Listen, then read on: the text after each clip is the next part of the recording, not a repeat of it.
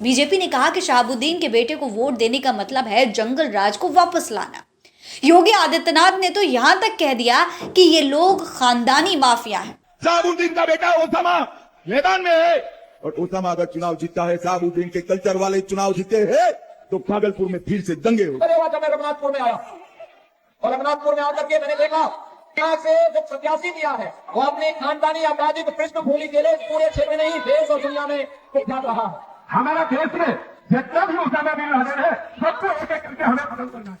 दोस्तों, ओसामा शहाब शांत रहते हैं, लेकिन उनकी आंखों और चेहरे का हाव भाव लोगों को उनके पिता की याद दिलाने के लिए काफी है। रघुनाथपुर के स्थानीय लोग कहते हैं कि बिहार विधानसभा में विधायक ओसामा शहाब के रूप में उनके पिता शहाबुद्दीन की छवि देखेंगे। ओसामा शहाब का चेहरा और उनकी आंखें एक अलग तेवर में रहती हैं।